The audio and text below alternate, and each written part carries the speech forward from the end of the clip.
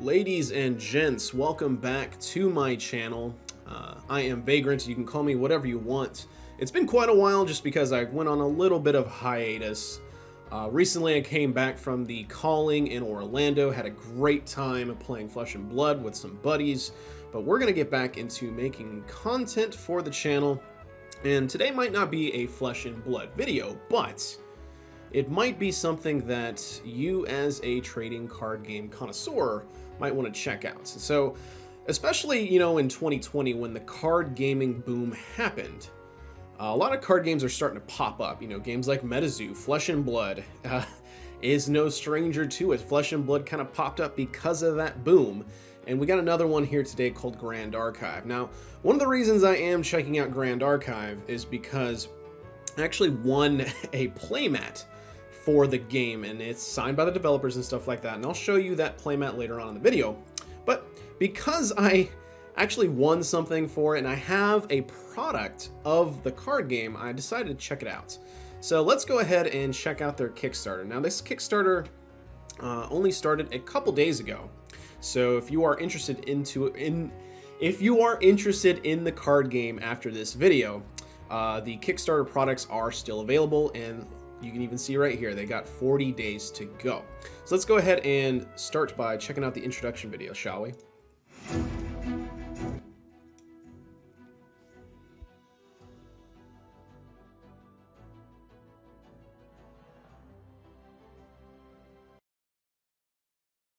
So one of the things I kind of want to stop the video on is if you can kind of just take a look at the art, and you will get like some Yu-Gi-Oh vibes from it, but the other things like the weapons and the equipment, just because we're coming from a Flesh and Blood stance here, you can definitely tell that the card game is trying to definitely grab Flesh and Blood players. And you'll actually see some more stuff in terms of like collectability and playability later on in the video in regards to Flesh and Blood fans later on in the video, but let's continue.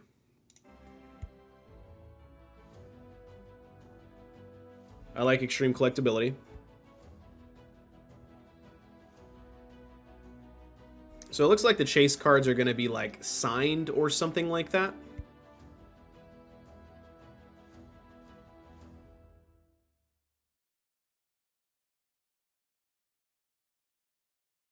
And we'll also check out the website later on in the video as well. So that's more or less just a quick introduction to the card game. So a couple things we can gather from that introduction video is they're trying to blend Western and Eastern, kind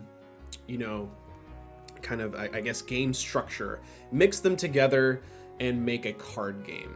So one of the things that they're definitely, like I said, trying to, grab people with is the collectability. They want cards to have value, which, coming from a, Magic the Gathering background, Magic the Gathering doesn't really have that right now, but Flesh and Blood does with the cold foils, with the first edition printing. More or less, Grand Archive seems like they're going to do that as well. And if you could see from the video, and I'm just going to mute it and get to the point where they were talking about the chase cards, you can see here specifically, it looks like they're going to have some sort of gold. It's serialized. It actually tells you that it's number whatever of however many printed. I guess Hori might either be the artist. So it looks like it'll have an artist signature as well as a serialized number telling you how many of that has been printed, therefore giving you what the number is, making it more limited, therefore potentially worth more money. So let's keep going.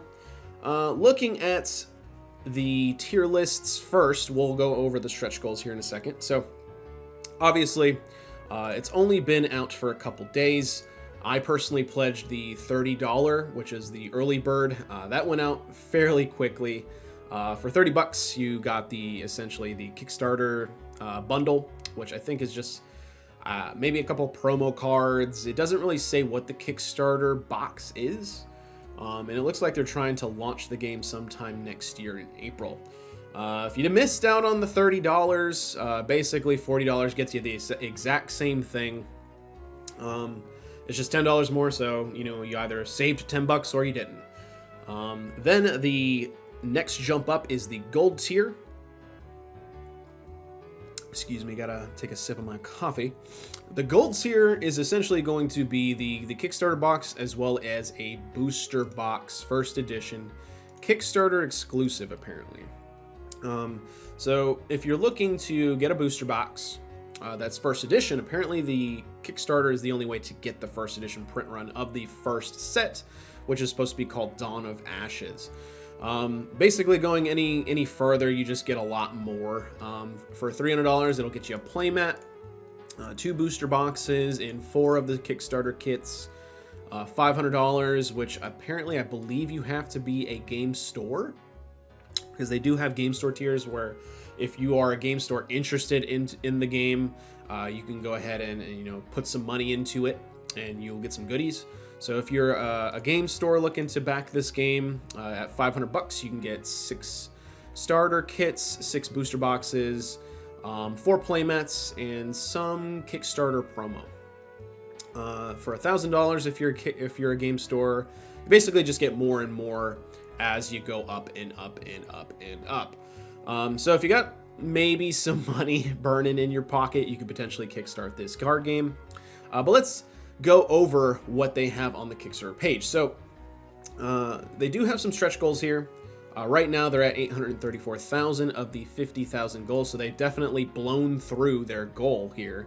They got 1,050 backers and still 40 days to go, so they could probably hit well over 1 million here, no problem. So I believe they did have some stretch goals originally that got completely blown out of the water, so I think they're having to kind of go back and add things, because like this says 600k stretch goal, which was definitely passed a couple days ago at this point. And I think at this point I'm rambling, so let's just kind of dive into the card game finally. So introduction. Welcome to the Kickstarter page. Grand Archive is an anime trading card game with Western game design and extreme collectability. It is the first anime card There's a typo here. It is the first anime card game, I'm assuming is what they meant to say, that embraces card interface clarity, low stat numbers. That's definitely something I like. Because anime card games tend to have blown up numbers. Like Dragon Ball Super, you got my power level's 30,000 or 3,000. Or in Yu-Gi-Oh! I'm attacking for 2,000 attack power and it's got 2,500 defense power. Stuff like that just kind of muddies the water. Lower numbers makes things a lot more simple, so I really, really like that. Low stat numbers and easily understood rules text. Developed with passion by a team of anime lovers and card game enthusiasts. I am also an anime lover, and I'm also a card game enthusiast. As you can see, the Chain poster behind me and the Levia poster behind me. Gameplay. The best way to learn about Grand Archive TCG is by watching our quick start guide.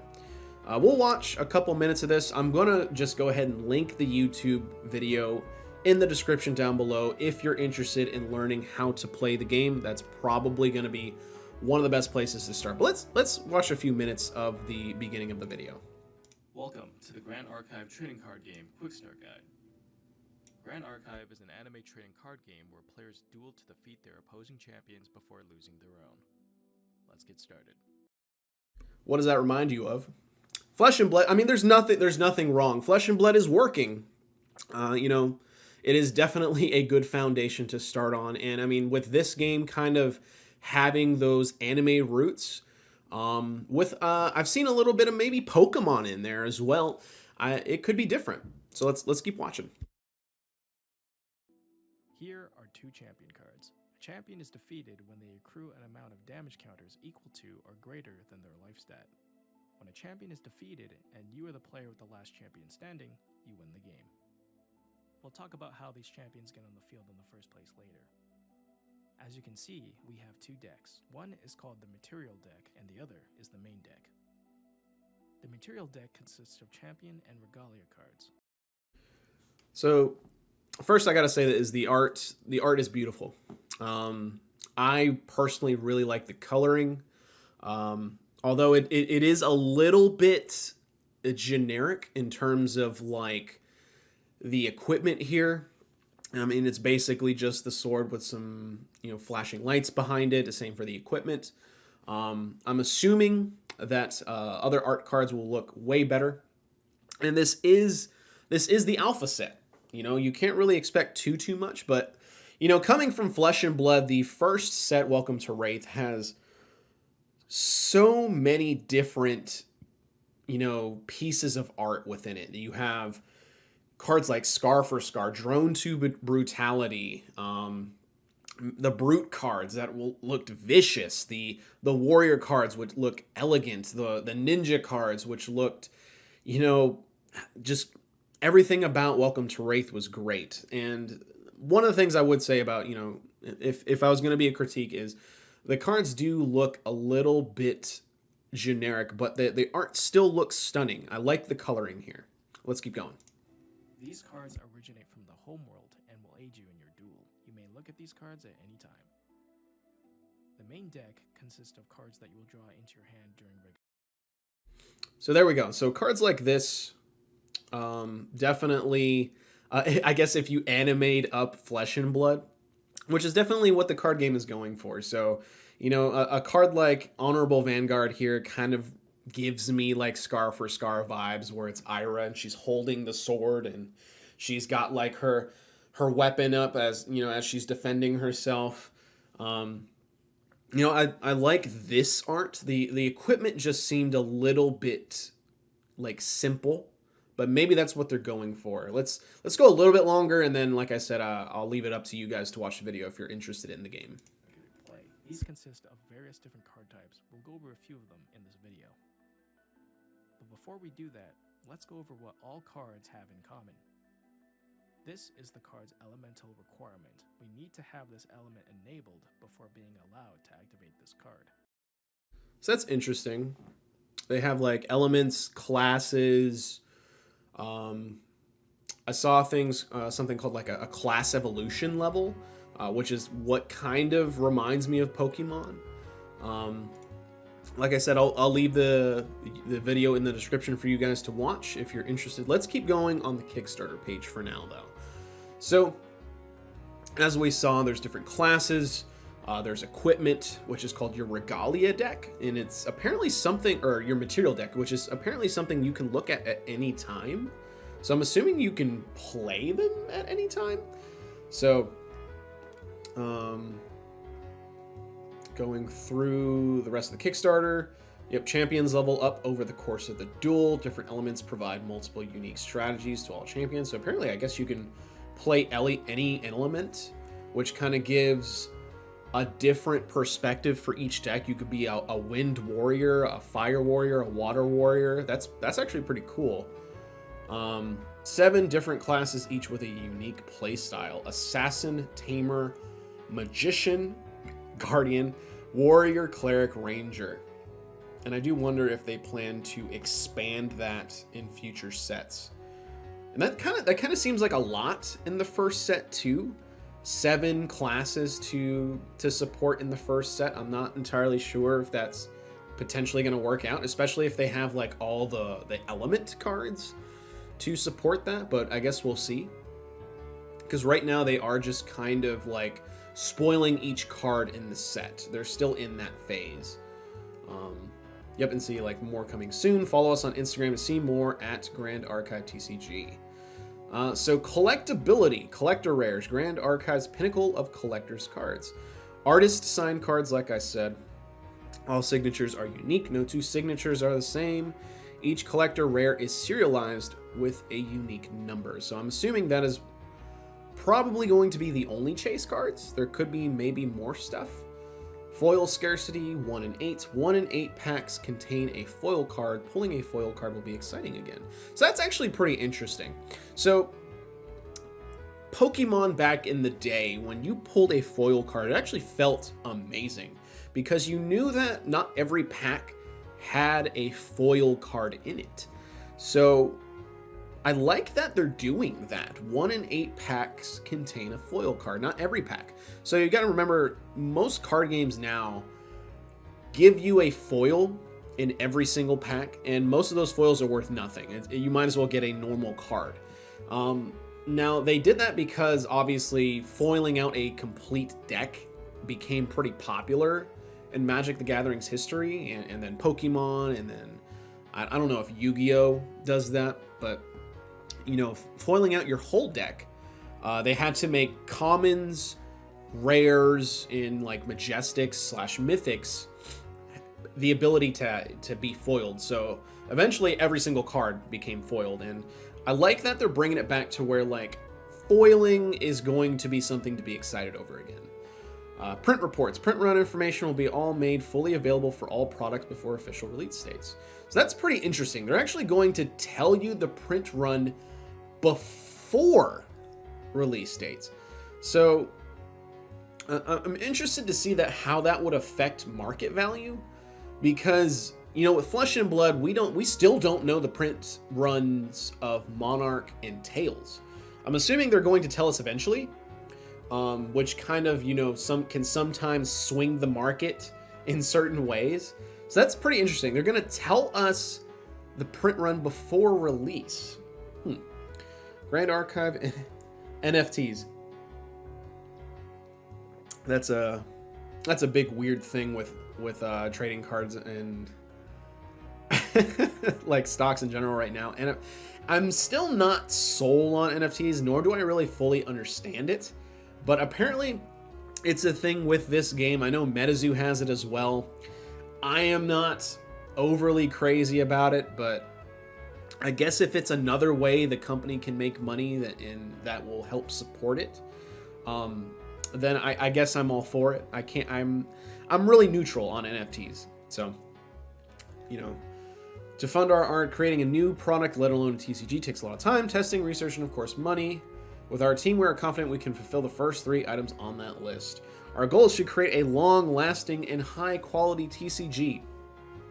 Our love for anime and respect for its craft means that when it comes to our art, we make 0 compromises. We want to ensure that our artists we work with get the recognition and pay they deserve. That's really good. I like that artists are getting their due. I'm saying that our goal with Kickstarter is to help fund the project alongside with what we put in. Here's our current budget. Here's what our current budget looks like for a minimal version of Grand Archive's first set. Art, about $96,000. Manufacturing, $45,000. Marketing, $12,000.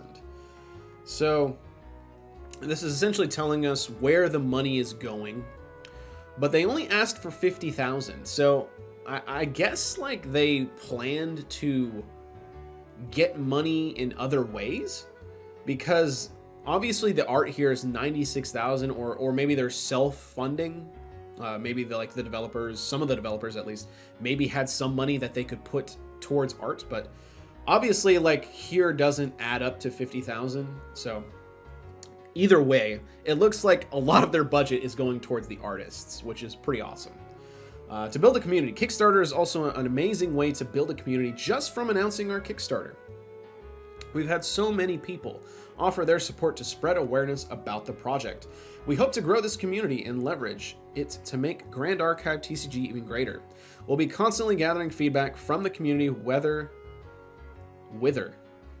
I think they meant to put whether it's related to game balancing or even product releases. That's not necessarily a good look when you have quite a few typos in your Kickstarter write-up. So that would definitely be something I should probably let them know to fix a lot of the grammar, because it just doesn't, it can definitely give some people like, you know, cold feet. They want a lot, especially with Kickstarter nowadays, and there being so many failed launches on Kickstarter, it pays to be really professional in your write-up. But let's keep going. If you haven't yet, join our Discord, and there's their Discord link. To attract distributors, one of our major goals is to get into as many local game stores as possible, which is really good. You want to have the local game store supporting you, and you support the local game store. It is impossible for us to achieve this with direct-to-consumer model. That's why we partner with distributors to handle this. We hope that this Kickstarter campaign will show distributors that people are interested in our product. This, combined with the sales data we get from the campaign, should allow us to start setting up meetings, even major distributors. So That's pretty cool. I like that they are, like LSS, into supporting the local game store. That'll definitely get a lot of players behind you for sure. So this is what I guess the product is supposed to look like. Dawn of Ashes, first set of Grand Archive. This is the Kickstarter bundle. Interesting. The Dawn of Ashes booster pack actually reminds me of Zendikar. Is that just me? I don't know. Includes one starter Wind Warrior Lorraine deck. Includes one starter Fire Mage Rye deck. Starter decks each have 72 cards. Features a total of 76 unique card designs. Includes 2 Dawn of Ashes Prelude Kickstarter exclusive packs. Dynamic print run, 500 minimum and 10,000 maximum. Dawn of Ashes Prelude Kickstarter exclusive packs. Only in Dawn of Ashes Prelude Starter Kit Kickstarter Edition. Features a small subset of cards from the main Dawn of Ashes set. 54 cards in total. Each pack has 9 cards. Each are in, I'm assuming each rare and super rare card found in these packs will have the Kickstarter case symbol on it. These packs do not have foils or collector's rares. So that's one thing to keep in mind. If you back this, I'm assuming that they're just letting you know that these small booster packs, these promo packs, will not have the chase cards. They're just going to have Kickstarter collector cards. So just keep that in mind, guys and gals. Dawn of Ashes Booster Box First Edition, exclusive to Kickstarter. Includes 24 packs of Dawn of Ashes First Edition. So that's interesting. They're also doing 24 packs like Flesh and Blood. Normal booster boxes in most TCGs that I've collected do 36. So like Magic does 36, MetaZoo does 36. I want to say Pokemon does 36. So they're doing 24 like Flesh and Blood. So that's just another thing that to note, that they're kind of taken from Flesh and Blood. Each pack contains 12 cards, 9 commons, 2 uncommons, and a rare/super rare. Each pack has a 12.5% chance to have a foil card in place of the common card. Dawn of Ashes features 204 unique cards, contains 18 card art exclusive to Dawn of Ashes First Edition. So that's one thing that's pretty cool as well. So they're saying here that the first edition print is going to have 18 exclusive cards. So, with Flesh and Blood, when first edition comes out, no one really knows what is going to be alternate art, what is going to be extended art, what might have different printings when the unlimited print comes out. So it's kind of nice to know what is coming with the first edition. Set features 3 classes, Warrior, Mage, and Tamer. So they're also kind of taking a page from Flesh and Blood, where they're not offloading all of the class choices right off the bat. So that's probably good, because they don't want to confuse players immediately, and they don't want to make it to where like a class feels like it just doesn't have enough cards to play with. So thing to note, Warrior, Mage, and Tamer are going to be the first classes to play. For each 15 booster boxes printed, 1 collector rare is seeded into them, 1 in 360 packs. Holy cow.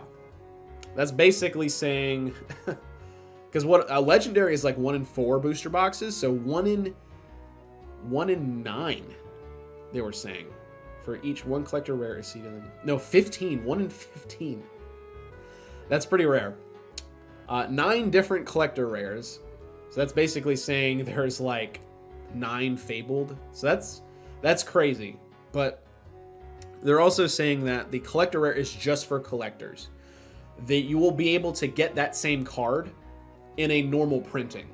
So just keep that in mind. Like, it's not going to be where, hey, you need this really super rare card to be able to build your deck. They're saying that the collector rares are going to be just a alternate version of that card. So don't worry about having to pull like a super rare card that is like absolutely needed for your deck. This game doesn't seem to be doing that. So 9 different collector's rares, dynamic print run, minimum 2,000, maximum 20,000. So this is interesting. What's a dynamic print run? The product's print run is print to demand, bound by a minimum and maximum. If the maximum print run is reached, backers will no longer be able to purchase that product. So I guess it's going to be like Weeb's Shores, where I don't know if they're only doing this for the Kickstarter, or if they're going to do this for all sets moving forward, where essentially we tell them, hey, we have 10,000 people ready to buy a booster box. So they just print like 10,000 booster boxes. You see what I'm saying? So I don't know if they're just going to do that for the Kickstarter, or if they're going to do that for all print runs moving forward. But let's keep reading. Balanced collectability. We live in an era where TCGs are in the public eye more than ever. While this is exciting and cool to see, demand being so high for product has pushed players of these games and newcomers to the sidelines. They have this crossed out. Our plan to counteract this is to release unlimited edition versions of Dawn of Ashes products at the same time we ship out Kickstarter editions of the product. These will be available for pre-order 2 months before the anticipated shipping date. So it looks like they changed this. We have decided to change how Unlimited will release. Unlimited will now release at least a month after their first edition counterparts, kind of similar to LSS. This was based on the feedback of the community and distributors. We hope you respect our decision as much as we appreciate yours. We are still committed to making the product as accessible to players as possible. We will be closely monitoring. Couldn't read that, geez.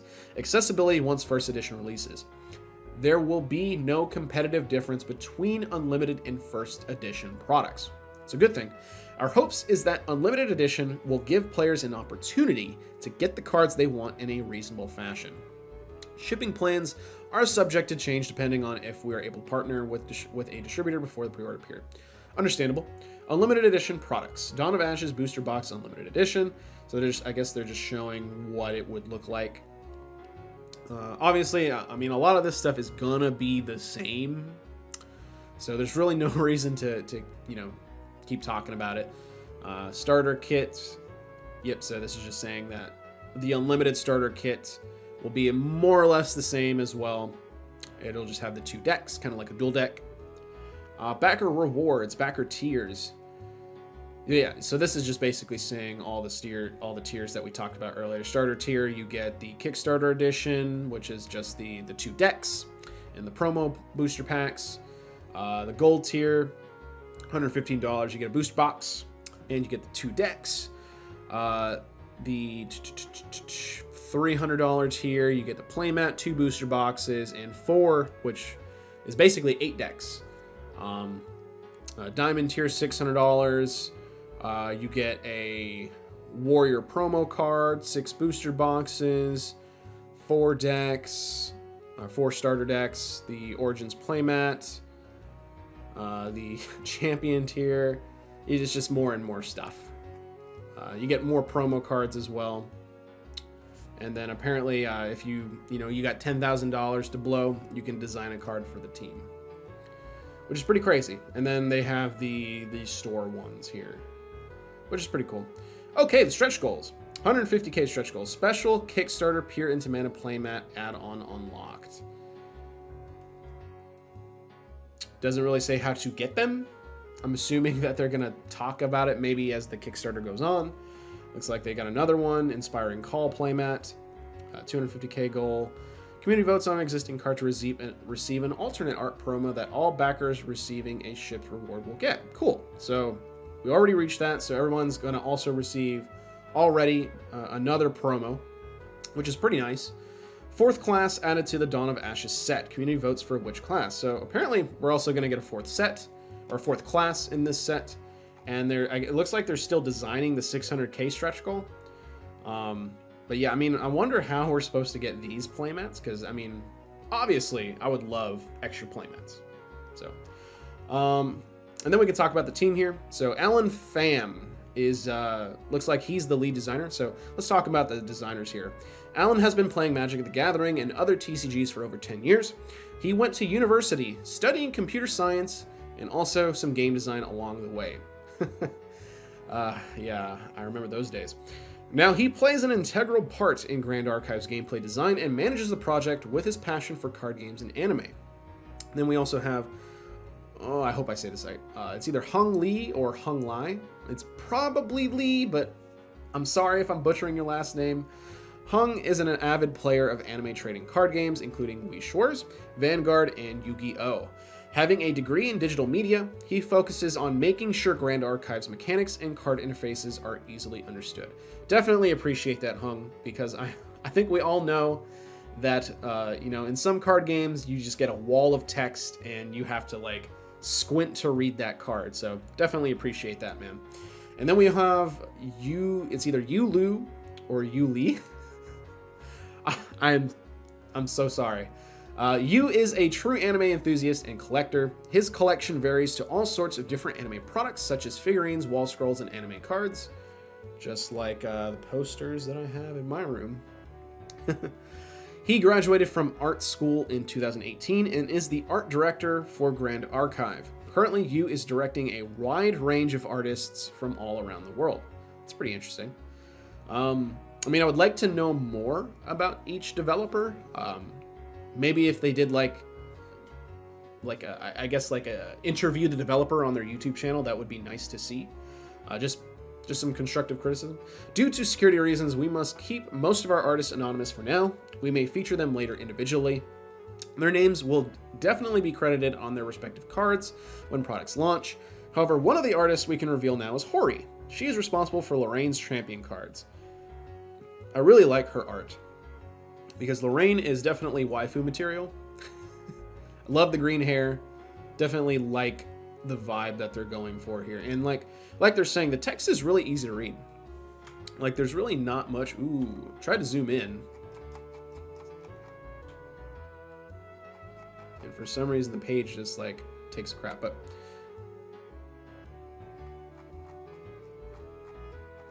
there we go. So, yeah, very, very easy to read. Not a whole lot of text there. They still have the flavor text, though. Majestic Spirit, answer my call. I would like to see if they maybe have any sort of lore planned for the card game, more than it just being a card game to be a card game. Because every card game does have some sort of story. So I do wonder like what the lore is supposed to be, but that looks like that's everything for the game. I guess last thing here we can check out the website. See what's going on with the website. If it'll load. Let's have a drink of coffee, shall we?